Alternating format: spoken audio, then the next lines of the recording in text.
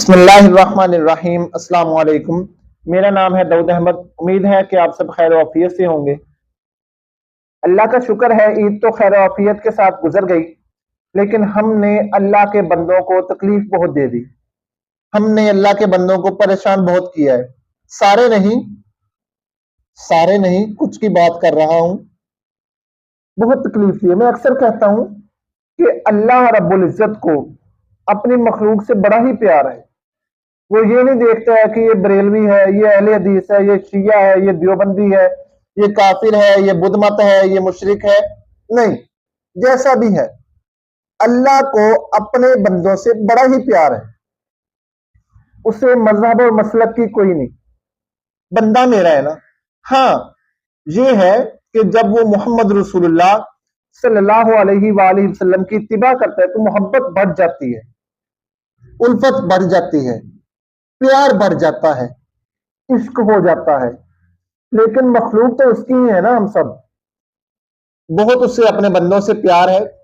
میں اکثر کہا کرتا ہوں کہ اللہ رب العزت کو اپنے بندوں سے اتنا پیار ہے کہ اگر ہم اس کے بندوں کو، چاہے اس انسان کا ہم سے تعلق کچھ بھی ہو، تکلیف دیں گے نا، وہ ہماری عبادتوں کو ہمارے منہ پر مار دیں گے کہ تم نے میرے بندے کو کیوں تکلیف دی۔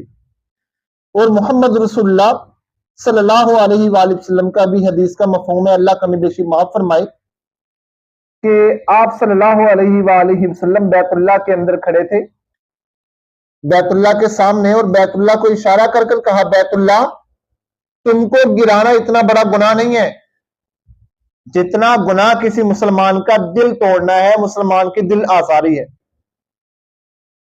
یعنی کہ بیت اللہ کو گرانے سے زیادہ کسی مسلمان کی دل آزاری کا گناہ ہے۔ تو میں عرض کر رہا تھا، عید الاضحیٰ تو الحمدللہ خیر و عافیت سے گزر گئی۔ ہم نے امت کو بڑی تکلیف دے دی۔ وہ کیسے؟ جس راستے سے گزرو بدبو ہی بدبو، سمیل ہی سمیل، پریشانی ہی پریشانی، اس طرح ناک پر کپڑا رکھ کر جانا پڑتا ہے، اتنی ہم نے پریشانی دے دی۔ کیوں اس طرح ہم کرتے ہیں؟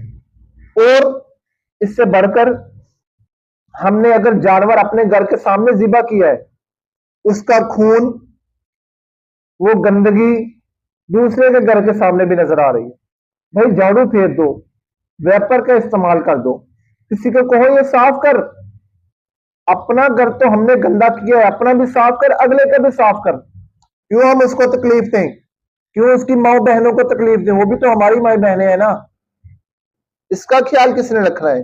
گھروں کے سامنے اوجریاں پڑی ہوئی ہیں، وہ ہر چیز جو ہم نہیں کھاتے ہیں وہ پڑی ہوئی ہے۔ بھائی یہ جو جمع دار ہیں ان کو کہو یہ اٹھائیں۔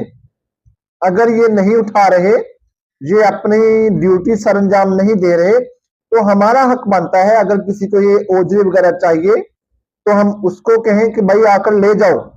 اگر اسے کسی کو نہیں چاہیے تو اسے ایسی جگہ پر پھینک کر آئیں جہاں پر لوگ گندگی پھینکتے ہیں، گھروں کے اندر، گلیوں کے اندر، گھروں کے سامنے اتنی سمیل آتی ہے۔ کیوں ہم تکلیف دیتے ہیں؟ ہمارے محبوب صلی اللہ علیہ وآلہ وسلم تو فرماتے ہیں، الطہور شطر الایمان، صفائی آدھا ایمان ہے۔ یعنی کہ ہم ادھر اس طرف اللہ کو راضی کرنے کے لیے ہم قربانی کر رہے ہیں، اور دوسری طرف ہم محمد رسول اللہ صلی اللہ علیہ وآلہ وسلم کا حکم اتنا بڑا توڑ رہے ہیں، آدھا ایمان ضائع کر رہے ہیں۔